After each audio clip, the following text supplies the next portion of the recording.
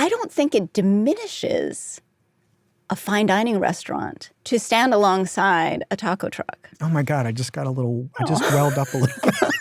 I'm Wesley Morris, and this is Cannonball. Today, dinner is served. Anytime I am on my way somewhere in southern Bed-Stuy, that's in Brooklyn, I will make sure I am just hungry enough to pass by A&A Baked Doubles and Roti. From the street, this place, it's nothing special. It's just like a red awning, windows, and a door. But the minute I get what I order, which is a double, there's chickpeas, spiced and stewed and wrapped with a whole lot of Trinidadian love, I get taken someplace I wish I could stay forever. It's like eating a pot pie like it's a giant candy bar. I mean, I am recording this on an empty stomach, and the thought of A&A at all right now is making me want to cry, so I'm gonna try to get through this without shedding a tear. This isn't the kind of restaurant that some people would expect to find on a list of the greatest restaurants. First of all, where are the waiters? Second, there's a particularly transfixing photo of Nicki Minaj near the order window. Third, roti is considered street food. If you like your double with shrimp, it's $4. So maybe this place is too accessible to be great. But can I please introduce you to Ligaya Mishan, one of the New York Times dining critics? She made a list of the 100 greatest restaurants in New York City. And right there at number 95 is A&A. Because if you know, you know. And Ligaya knows. Ligaya's list puts a place like A&A alongside more expensive places where it can be tough to get a seat. Sometimes because there aren't that many seats. Like her number one, Kabawa. This incredibly delicious, extremely imaginative Caribbean spot that has given me one of my favorite dining experiences that I've had recently. Ligaya's list is an argument that a great restaurant could just be a food truck, and that great food could be anywhere. All 5 boroughs are on her list. But this isn't just about how great New York is. It's about how, when it comes to food, New York City is the world, and a lot of the world is on her list. To put this thing together, here's what Ligaya did. She ate 217 meals, 312 desserts, 28 pasta dishes, 3 snail dishes. Only 3, Ligaya? The most expensive thing she ordered was a $550 omakase. And the cheapest were those Trinidadian doubles, $250. And she spent $165 on an omelet because truffles, one of the great ripoffs in dining, truffles, I don't understand them, but one man's ripoff is clearly another person's flex. So I wanted to talk to Ligaya about how she put this thing together, what her most memorable experiences were, and what it means to call any dining experience the best. Ligaya! Wesley! Welcome to Cannonball. Listen, you have done a thing that is very arduous, requires a lot of work, time, sacrifice. You ate at more than 100 restaurants. I did. Many more. Some of them probably weren't fun to eat at. Every restaurant has its own. You know, you can find something good. People are trying. I mean, people are trying. They are. People are trying. We will talk about that. But I'm just wondering how you're feeling. I'm feeling very full. It was a marathon and then it was a sprint. Okay. So toward the end, I was eating at 5 restaurants a day, but trying to approach each with a completely open mind and open palate. Mm-hmm. So it's all been, I'm still in a little bit of a daze, and but it's kind of got to stop because work on the next list must begin. So, I mean, I don't want to get ahead of ourselves here, but I was going to ask, you're going to do it every year? Every year. And so I'm, first of all, wondering where you've previously stood on these kind of canonical projects. And are you a person who enjoys them? Not only the making of them, but the consumption of them. So lists are the great unifiers because they bring everyone together to disagree with them. Yes, they do. So there was this great piece by the film scholar Elena Gorfinkel from 2019 called Against Lists, where she Very familiar. lists all the reasons why we shouldn't make lists. Yes. And part of it is I'm not going to be able to quote her exactly, but she says something along the lines of lists basically are just codifying the current order. They're just giving us it's just a picture of where power lies. And I think that can be true, but that a list can also maybe destabilize the current order. Yes, I agree. And help us to see things in a different light. We can question, what is it that we really value? What is a restaurant? What do we want from a restaurant? So I'm hoping that this particular list does a little bit. Well, talk to me more about the destabilization part. Like, what stabilization or what established order would you be hoping to disturb a little bit? Well, I think that when we think about restaurants and how they're rated, and there's always, the reference point is often Michelin. Sure. And so that is a system that in order to get the top rating at Michelin, a restaurant has to have a lot of resources. So only restaurants that are operating at a certain price point can really qualify for that. So there is a sense of, okay, so are those the only restaurants we can talk about when we're talking about the best? Yes. So what I want to say is, first of all, I want to acknowledge that when Pete Wells, the legend, started this list in 2023, he put a lechon trailer that was only open on weekends in the Bronx in the top 10. Yes. He put the Queen's Night Market in the top 10. He put the Birria-Landia taco truck above Danielle.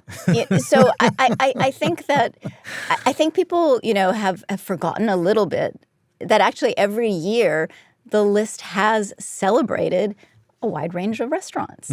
So I can't take credit for doing that. Although people seem to think maybe I've pushed it a little bit more than it's been done in the past. Well, I should say that one of the things I love about your 100 restaurants is that they're really a reflection. I have enjoyed reading your criticism for years. Well, thank you. And, for a long time you wrote I call it like the Pete Wells alternative. You were like the Village voice to his New York Times. Oh, I like that. And the column was called Hungry City. And you basically went to many of the restaurants that Pete didn't write about. And the way that you expressed your love of eating manifested in every different kind of restaurant in this city. And I feel like this list is such a reflection of that enthusiasm, passion, curiosity, sense of adventure. This is an enormous city. It is. And one of the things that I love about it is that there is no stabilized order. It's pure chaos every borough you go to. Well, so this is the other thing about a list, right? Is a list can be a way to make sense of chaos, right? That's why it can be helpful. So when I was researching I think the latest, or the most recent government data, which is pre-pandemic, so things could have changed, but that there are more than 20,000 restaurants in this city. So, right, we have 100. Not surprised. And so I really wanted to create a portrait of the city. Obviously, it's a portrait at a specific moment in time. Restaurants aren't static. They're always changing. New ones will open. Old ones that maybe started to languish will come back roaring to life. So my goal here was just to say, this list, take it as a map. This is a quest. Let's go all over the city. The city is the city in all its corners. It is New York City. How can you know New York City if you see it only in one or two places that you go to on a regular basis, right? I wanted to embrace the whole city, end to end. And, what I find exhilarating about this is that there appears to be no quota system. There isn't. Right? It is pure feeling.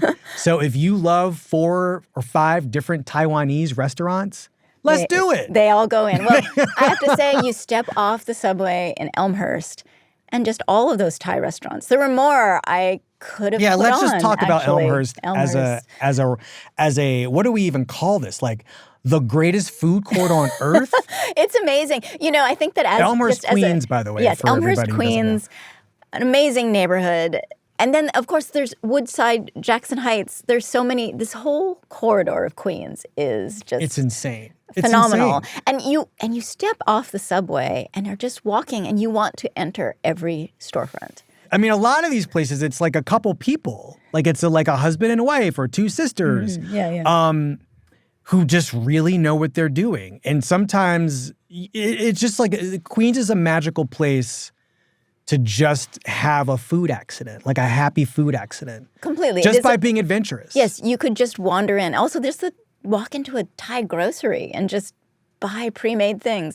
One of my favorite places is a steam table joint. So everything is made before you get there. Yeah. It actually beat out other spots. Because I realize that which place is this by name? This is Khao Kang. Okay. And part of it is that he just makes the food the way he wants to make it. So there's none of this possible adjustment depending on your spice preference. Yeah. He just lays it down. Be what it is. This is it. And I have to tell you that there were moments, so many moments, when I thought, I had a meal and I thought, oh, that restaurant is definitely top 10. And then it didn't end up there because there were so many good restaurants. Many good restaurants. It was so difficult, can I tell you? I wrote down the names of restaurants on index cards and sort of started moving them around the floor in different orders. I felt like I was Carrie Matheson in Homeland. I was going to say, did you post? Were they up or were they down? They were on the floor. They were on the floor because I just wanted to keep... I didn't want to have to deal with pins. And I just was like, I'm just going to keep moving them. I'm just going to keep thinking what makes sense. So in your mind then, I'm wondering for you what the difference, if there is a difference, between something like 60 and 39. There is. I mean, okay. There is. So when I was first trying to do the rankings, I tried assigning points. I had different categories, and I really was breaking it down because I thought, this is how I'm going to do it, Because what if a place had amazing starters and mains, but the desserts weren't great? Or what if this, is there a way to do this? And it's absurd, actually. You can't do it through pure data, if that makes sense. Because then I thought, okay, I can't even do this on how many points? I was trying to do it out of 10. And then I thought, no, I'd have to do it out of 100. I'd have to get down into the point whatever, how many places. Yeah. So I did retain these categories. Sure. I just didn't do literal points. But, looking at, obviously, the, everything from imagination, ambition, ambiance, service, sheer deliciousness. But there was this other category of New Yorkiness that mattered to me. Which means what to you? So I think that there is a certain scrappiness to the New York character that, if you're born here, you're born with it. If you move here, you have to have it to make it. You better get some. This is the toughest crowd there is, this city. And to make it here, obviously, you have to go all in. So I think that so many of these restaurateurs and chefs are working in tiny spaces. This is true low-end to high-end, in incredibly small kitchens, under-equipped, eking out miracles. And to me, that is deeply New York. So let's just sort of let's do some for examples here, right? Like, can you talk about a place that's on the list that like you would enjoy thinking about as being like a New York restaurant, or like has a New Yorkiness about it? So I also think singularity is part of this. So for me, Mama Lee, which is at number 10, Taiwanese spot in Bayside. Okay. Mama Lee herself, Mei Lee, the chef. One person, nobody else is there. Sometimes she gets her elderly mom to come in and help, but most of the time it's just her. She lives down the street. This is a place in Queens. This place in Queens, Bayside, Queens. It's bright, and that's about it. There's no more. That's the ambiance, is that it's brightly lit. And if she's cooking, there's nobody up front. So there's a little bell, like the kind of old school bell that you see in hotels. I hate ringing a bell for service. We could ring a bell if you need to. There's a rice cooker full of rice if you want more rice, which should always be available. Does she allow you to help yourself, or is she going to take care of that? You can help yourself to the rice. And when I tried to tip her at the end, she slapped my hand and said, I'm the only one here. Save it for the college kids who are working at other restaurants. Ma'am, I make the prices. All the money is coming to me. So what are we doing? Oh, the other thing, though, is that, so I had reviewed her years ago for Hungry City. I reviewed her spot. And then somehow she opened in Williamsburg. And I thought, did some investor swoop in? And what happened here? And then it closed. And I received a DM from a worried customer who said, I worry that she was taken advantage of. And I don't know what's happened. And then I heard that she'd reopened back in her old space in Bayside. And so I asked her, what happened to Williamsburg? And she said, those kids eat so late at night. I want to go home. God bless. Well, Ligaya, I have some weird news for you about Mama Lee. Like the places I haven't been to before, I'm just doing what everybody else does. Like I read your list. I'm like, I've never heard of this place. I've never been to this place. Been meaning to go to this place. So I put it on I have a restaurant map of, every city I go to. I just keep a map of where I'd like to eat or where I have eaten. I went to put Mama Lee on the map, succeeded in doing it, but it says temporarily closed. What is that? So this is also so true to character. She could care less about the list. She's on vacation. It'll be open again May 29th. Okay, everyone can use. I got worried. I'm like, did Ligaya close her that fast? Is she hiding in her house? What is happening right now? She did tell me not to tell anyone. Right, because it's in what you wrote. You basically are like, listen, I've ruined everything. I might be ruining everything, but this woman needs to know she is good at her job. She is, because she might retire soon. Listen. This might be her one shot. What else? What are some other memorable experiences that you had? Maybe in terms of passion, ambition, commitment. Yeah, commitment. I mean, talk to me about tasting commitment. Wow. There's a Korean restaurant at number 4. It's called Meju. To find a luxury tasting counter in Long Island City, Queens, this is already an unexpected move. You see those kinds of restaurants in Manhattan, and you see them in Brooklyn. There really are not. I don't know that many other places in Queens that come into that category. And this is a chef also who was born in Korea, but who moved to the West when he was very, very young, and in some ways that has drawn him to make food that's much more traditional. So when you go to Meju, so part of the fun of Meju also is that it's hidden at the back of a banchan shop. Which is kind of a bit of a joke, right? I mean, you think the banchan shop is a great banchan extant, shop. right? Like you can go and get some delicious chicken. In fact, the banchan shop came first. He opened that, and then there's a space behind which has been transformed into this lovely, also another tasting counter. But what's magnificent about this restaurant, I should add, by the way, also there is a kind of intermission during the dinner where you get to go and walk around the banchan shop, which I suppose it is a little bit like, That's not right. No, I'm telling you, you're so excited that moment you want to buy everything in the store. It's so smart. It also helps because with any tasting menu, it's nice to have a moment of rest to walk around. Yeah, that's dangerous for me though, because that gives me time to think about like what else might be coming, even if it's delicious. So what's really interesting, so the way the night begins, and he might not say this every time, but he says, we hope your meal tonight will be delicious, but that is not our mission. I'm on the edge of my seat already. I want to know more.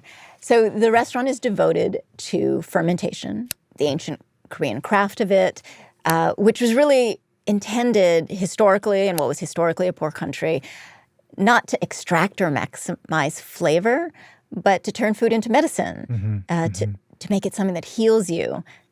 It's also delicious. Yeah, he knows what he's doing. He knows what he's doing. There's a bit of a show, but what's fantastic is that it feels a little like evangelism, but it also feels a little bit like love. I mean, like, what are some of the fermented items that are coming your way as you eat? And how is he serving them? So one thing, there's no caviar, no truffles at this restaurant. Thank the Lord. But the luxury you're getting that you can't get almost anywhere else, it's a soy sauce called ganjang in Korean. It is 131 years old. Oh.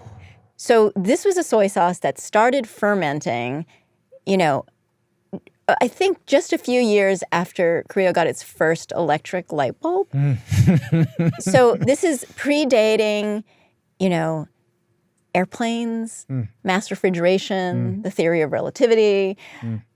You're tasting something that had to survive decades of Japanese occupation, of war. You know, during the Korean War, so it used to be that each family, almost every family, would make their own soy sauce. And then this was all destroyed during the Korean War. Not all. So here's this 131-year-old soy sauce. And the chef, Hooni Kim, he brushes it on these jun, which are sort of fritter pancakes. And before he serves it, he asks, do you want to taste it just on its own? And we have these very beautiful brass spoons set in front of us. And he says, I can't put it in the spoon because that will change the flavor. So we put out our hands, and he puts just a drop on the back of your hand, and then you lick it up. Oh, okay. Well, And that's just one of 3 soy sauces he presents. Sorry, what does a 131-year-old soy sauce taste like? Well, it's complicated. But what's interesting is that it's sort of saltiness that has been pushed until it's become almost, it's mellow, voluptuous almost. There's a cleanness to it. There are sort of these little undertones. You know, you think, oh, is that kind of like the turfiness of mushrooms or, you know, blue cheese? Like there are these faint, distant notes. But they're all part of something that feels like this swath. And in some ways, the flavor isn't just one thing. Wow.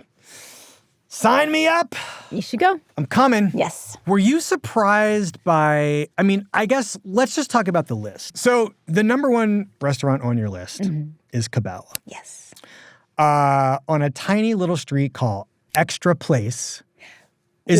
Which is where the back entrance of CBGB Yes. was.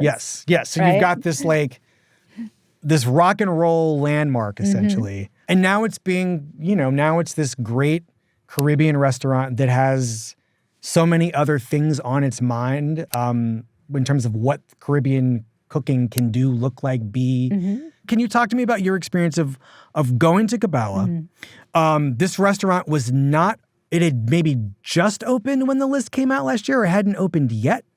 Because I don't believe, was it? Oh, it was on the list. It was like number 5 or number 4. It was number 4, but it had just been open for maybe a month or so at that point. So what the thing about Kabawa is that the chef, Paul Carmichael, he is not elevating Caribbean food. No.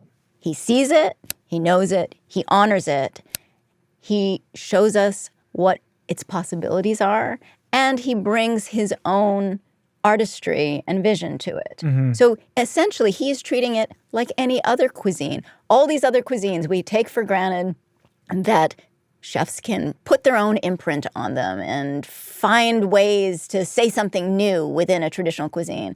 But Caribbean food hasn't been given that same kind of access. It hasn't been part of the upper ranks of dining in that sense. So I do feel that he's doing something that's not only kind of new at this moment, but important.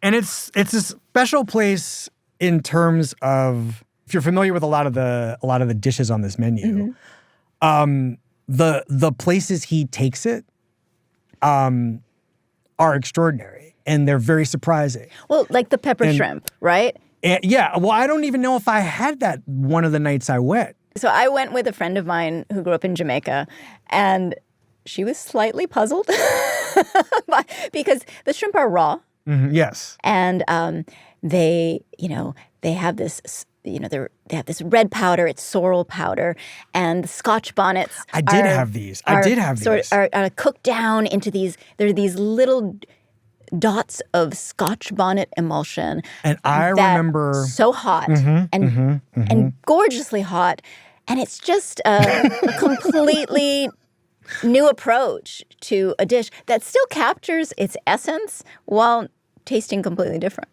I knew this person, Paul Carmichael, was a special person. I found myself in Australia a few years ago. And I wanted to have a nice dinner while I was in Sydney. And so I went to one of the David Chang restaurants down there. I think Momofuku Seobo? Yes. Is that what it is? Yep. Okay. And sat at the bar, and I was greeted by this man who was working the kitchen. Mm-hmm. He was operating the kitchen at Seibo. Mm-hmm. And we were the only two black people in the restaurant. Oh, wow. It was Paul Carmichael, who, like, basically, I'm going to say it this way because that's how it felt. This man made me dinner. Yes. He made me about 8 dishes. And I'm saying me, it's a busy restaurant, but it seemed like he and I were like really talking about, you know, what it's like for him to be in Sydney. Mm-hmm. He misses his family. And one of the things he said he wanted to do was come back to the US. And he was thinking about it. And what would it take for him to get there? Is now the time? What? Because, you know, he'd been working for this, you know, for the great David Chang. And what would some other expression of this thing that's in him look like to come out? And that meal was one of the great nights of my life. And I was like, I would love for this man to get a chance to open a restaurant. Anyway, I brought, because I knew I was going to talk to you today, and you made the restaurant number 1. You make Kabawa number 1 on your list.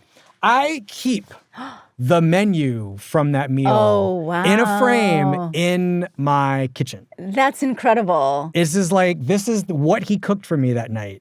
Oh, wow. And it's just like, I mean, I'll read some of the things in the menu. Mofongo, He fantastic. made me, and these are things that he's still, he's doing variations of some of these things at Kabawa. Let's see, sea urchin with cassava, pepper. Oh my God, I can taste that right now. And I'm not a big sea urchin person either. Anyway, ducana, sweet potato, currants, and Caribbean XO sauce. Oh. Mamposto, rice, beans, peanut. I mean, there are, like, what's a big dish? Pernil. He gave me. Oh, wow. I had a great pernil that he cooked. But anyway, I don't know. It's like a very magical thing when this is the point of this list in some ways, is that these restaurants do have, even if you only go out, this is a restaurant that's expensive. It is, to me, a special occasion. I mean, it can be a special occasion, a restaurant. If you're looking for one place to splurge on in a year, this is a great place to do it. And I will say, it's expensive, but also within the context of New York City fine dining, almost reasonable. You get so much food. I remember a server there telling me. We didn't finish everything. Yeah, she said, chef likes to feed people. Because I thought we were only getting 3 courses, but then there seemed to be so many side dishes that just materialized, and it's just very bountiful. I call those side dishes, you know, that typically it's an amuse-bouche. I'm like, it's like, these are like amuse-bouties, right? They're like lots of nice things just coming out and like shaking their butts in your face. It's like a wonderful thing when somebody wants to overfeed you. But at some point, I mean, for me, honestly, I'm trying to get to dessert, right? So I'd like to just not eat so much that I'm not interested in what sometimes at some restaurants really is the best thing that they have. But yeah, I mean, I think that part of the reason I framed that menu was because, you know, I had this magical experience with this black man at this restaurant where we were the only Negroes there. But also every single thing he made was original, true to him in some way, and delicious. You know what things that I really admire is that, first of all, he talked to me about how if he was doing certain dishes, he said, I just want to be in the conversation for best in class. So if he's doing it, his chuletas can, it's a little more traditional in approach. But he's also is fairly humble to say, I just want to be in the conversation. Right. But the other thing, so the setup of Kabawa is you have a tasting counter, so you're at the open kitchen and you can interact with the cooks. But I didn't see him on that side until the last time I visited, because he was over at the bar Kabawa, which is a smaller, informal place on the side where and he was there cooking the patties, because that's where they serve the patties. The goat patties? Yes. Okay, yeah. And so I asked him about it, and he said, I go where I'm needed.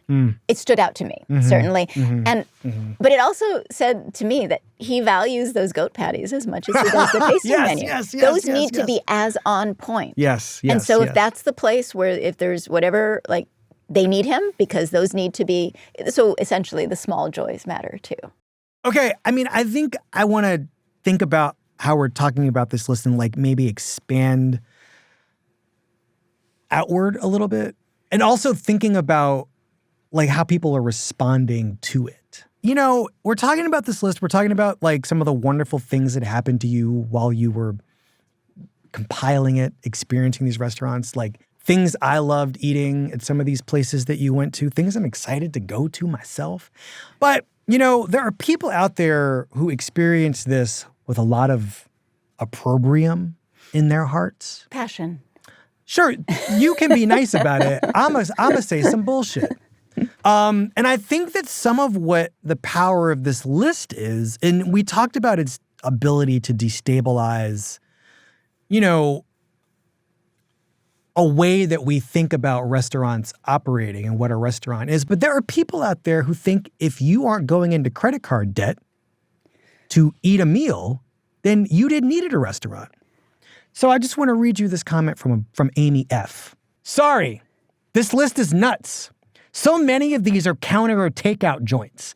I'm sure every spot on here has delicious food, but a restaurant, quote unquote, is a specific thing offering a dining experience. It's not just about food.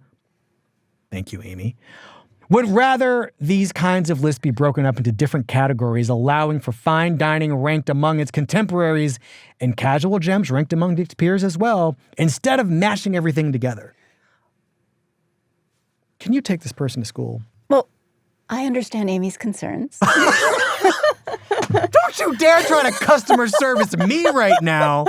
Oh, no, Ligaya, this won't do. Come on. So I'm glad that Amy feels so strongly about restaurants.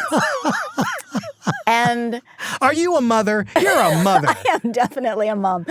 You're a mom whose kid had some friends over once. Oh my God. So, okay. So if we were talking about the greatest rock songs of all time. Oh wow, we just did that, Ligaya. We just did a version of that. So you might say Jimi Hendrix, Jimmy Page. Did anyone ever play guitar better?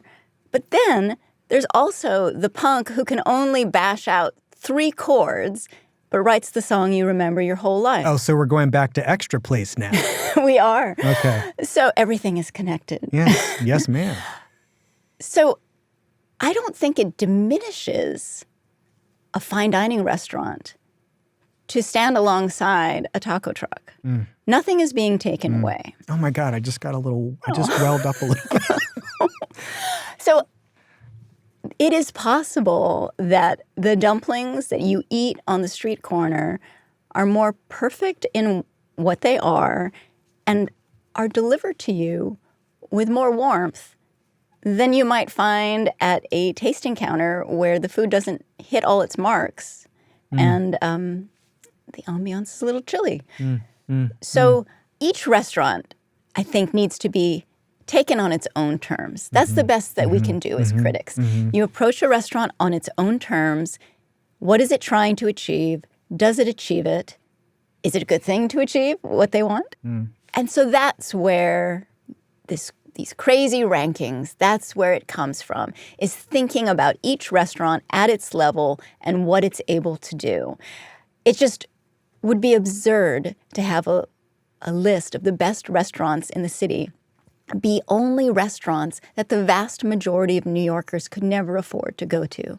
Or would have no native interest in experiencing too. There's that too. Right? So I think that this list gives everyone can access. You can go to one of the best restaurants in the city. It might be a taco truck, but you could go there. It makes it accessible. And frankly, we have some of the best taco trucks. Amen. Listen, I mean, you are one of the people in my life who is like, don't come at me with this New York City doesn't have good Mexican food. Yes. You're just one of those people. Don't come at me with that. I think what I love about the list and the way it like, sort of pre-rebukes a response like the one I just read from Amy F. is that you understand that the playing field for a lot of people who want to cook food for the public, the playing field's not level, right? Mm-hmm. It's a lot easier for people at one end of this spectrum to get a space, open a restaurant, serve people, be incredibly successful, than it is for a whole host of other people to do the same. Yeah. They are in a hole in the wall because the hole is all they could afford to rent to serve the food. Mm-hmm. And your list is a democratization event, right? Part of the destabilization of it is that it is allowing many different people an opportunity to say, hey, this birria experience that I am trying to offer at my 3 trucks or our 3 trucks it's as good as what is going on at Jean-Georges. And listen, I didn't want to enjoy Jean-Georges. Like, I just thought for sure it couldn't possibly. It's pretty great. Oh my God. But so is getting your like little consommé situation. So like, do you know what I mean? Like you're the if you've got an open mind, a big stomach and a broad palate, like there are obvious differences environmentally and, you know, maybe from the standpoint of technique in terms of like how your meal is delivered to you. But there's technique on both ends. Mm-hmm. There is flavor on both ends. Commitment and ambition. I will say that I think that, in fact, the restaurants at the highest end, in some ways the bar is higher. It has to be. If you're paying $300, $400 a head, then you do expect more and you should expect more. And so people are working hard on every level. And so there's no taking away from that. I recognize that working in restaurants are a really difficult business, always on the verge of, there's always the risk. Always right? on the verge of everything. Everything, right? They're razor thin margins. And so one of the heartwarming things that came out of the list is that there's a restaurant in Chinatown, Hopley, right? Delicious. Yes, it's so great. And it's been around, I think, for 50 years. I mean, that Lazy Susan, she's working. It's old school Chinese, and they're velveting the lobster, and they've got the razor clams, and they've got that chicken with oh my God, that chicken is so good. Vellum. But they really struggled. They almost closed during the pandemic. I remember. They've just been teetering on the edge. And a friend of mine said the other day that she went by and they said that there are people in the street waiting for the table. So that's a really big turnaround. Yeah. But I'm just thinking, like, just sort of writ large, how are you thinking about what it means to be eating at all in public right now? And how did the experience of really doing this kind of concentrated thinking about excellence paint a picture of what it's like to be eating in this country right now? I think one thing that's exciting about food in this country right now is that it's really changed. So we have a lot of passion around it, that actually people were not that adventurous about food even 3 decades ago.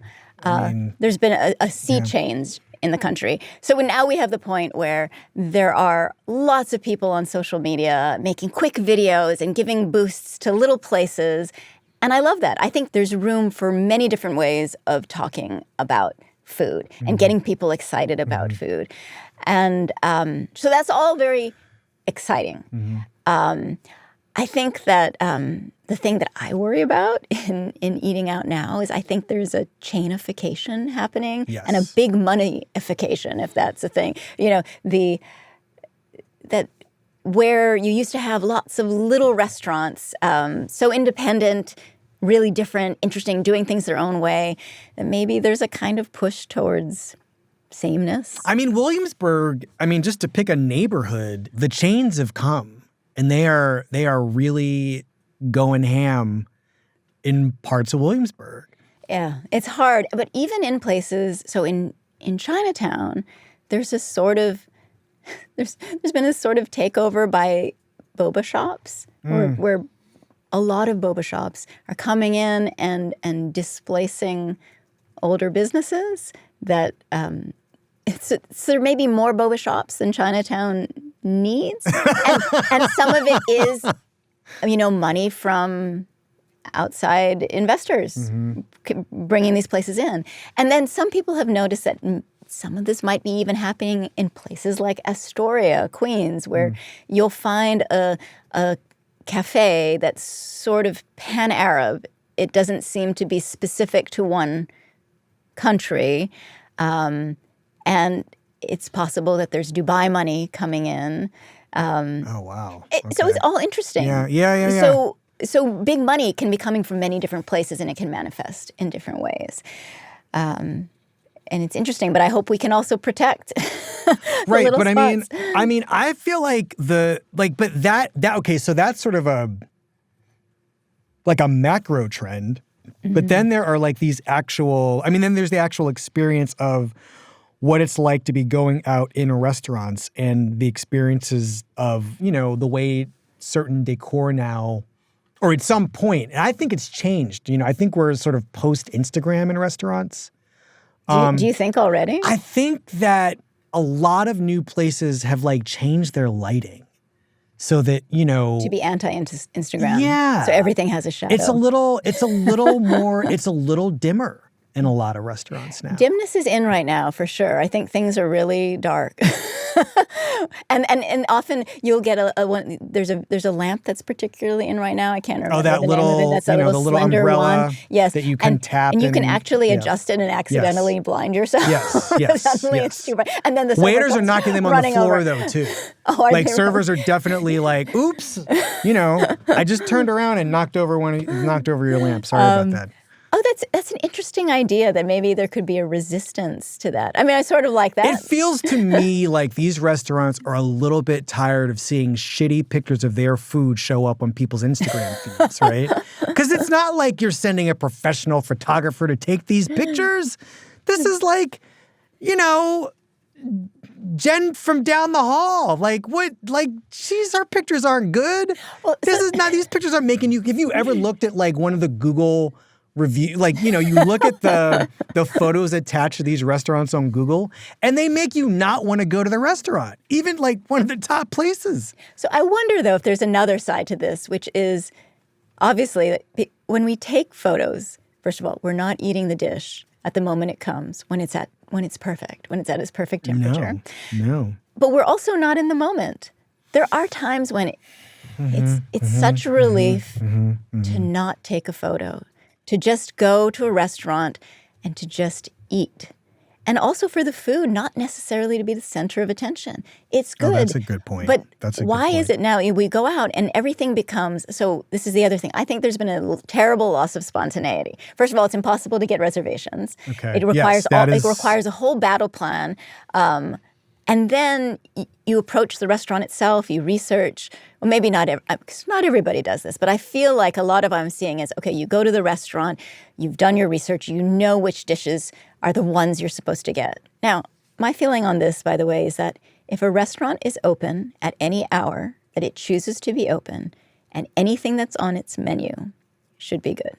I don't think that there should be only certain dishes that you I totally agree with you. That this is the thing you'd even have to say. But I think that sometimes I go to restaurants and I feel like I've ordered wrong. Sometimes it is better not to get a main course and just to go get all the preliminaries. And they are the most beautiful. Because sometimes with the mains, a bite is good and that was enough. I'm with you that I think everything, the whole thing should be, I don't want to stop eating it. That should be the experience I'm having no matter what I order. Yes. But, okay, so I'm thinking now, before we go, I just kind of want to ask you, a really sort of basic question. And just ask about your favorite thing that you ate. Oh, wow. A favorite thing that you ate. During the course of this journey. This journey. I will say that when I went to Mama Lee, okay, I'm going to give you two stories because I just can't really. So Mama Lee makes these lion's head meatballs. And of course, they're called lion's head for a reason because they're quite large. They're big as a lion's head. Baby lion, maybe. But they're so big. I actually took a photo of them, and I keep showing people the photo on my phone. I'm like a mom. I'm like, can you see it? Look how big these lion's heads are. And they just feel like to sustain a meatball at that size. When I taste this, I just think, okay, so this is a staple Taiwanese dish. Many people have made this. Have they made them this big? I'm not sure I've ever seen it quite this big. And has it ever been so perfect texturally? It's possible, I'm sure. Yet there is something about it, everything from the way in which it comes with this cabbage and the way in which like the juices from the meatballs trickle down into the cabbage. Okay. So it's everything. It's flavor and texture, and she's an architect. So Yes. Okay. and it's the other story. So Shawnee's house. Oh, Shawnee. Have you been? I have been, and what a delight. Oh, what a it's human amazing. delight. So- Shawnee, sorry. Yes, we have to. We should just say Shawnee's house in Staten Island. Yes. Soul food place. I mean, she's doing the classics. Yes. And that mac and cheese is pretty spectacular. But the dish for me, the whole fried fish. Oh. So it's so airy and light. It's golden armor. You can't believe you're eating a fish, honestly. And it comes, she sort of stands it up. Everything, the head. It's a whole fish, which I love. And I asked her about it, and she double fries it, and then she said, I love me some on it, and she says that when she sees it on the plate, ready to go out, she just wants to bite the head off. Yeah, I mean, listen, Shawnee. And she comes out to each table. Your meal has not really begun until Shawnee comes out to your table, gives you a hug, and tells you that she loves you, and you feel like she means it. I think we should stop. I have a surprise for you. What? I do. I think that we can't really end this without eating something. Wait, what? Okay. So wait, why are the doors opening?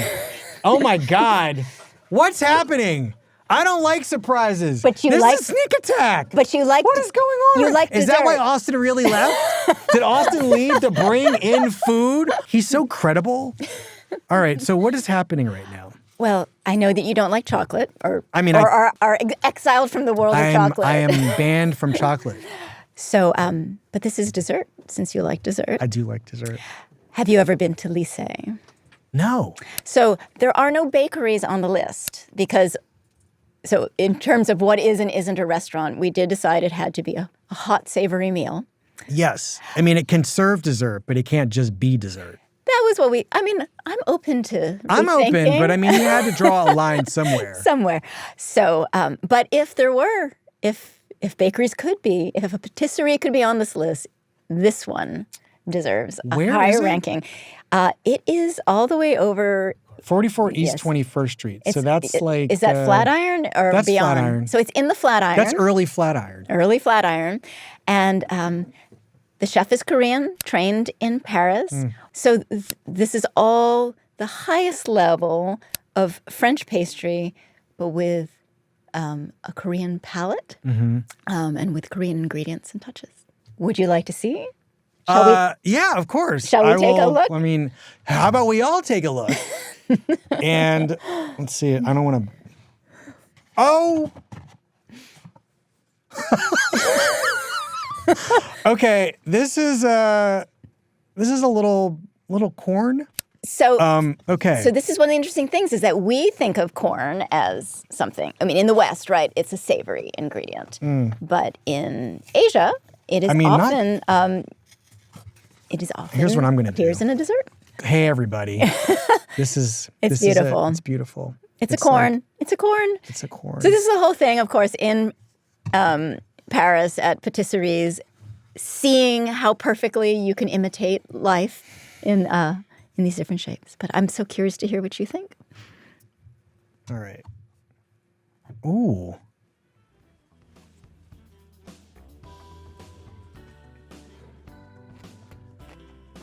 Oh, yeah. Oh. Ligaya, thank you for It's pulling a fast one on me.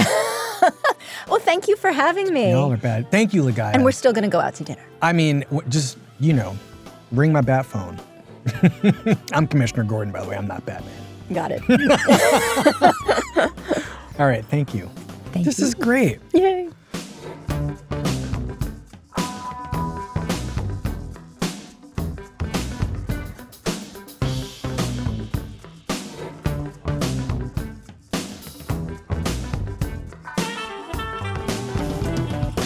This is delicious. I am so Wait, glad. I'm sorry. Do you guys want some of this? Because I will seriously sit here and eat. Oh, these MFs got their own.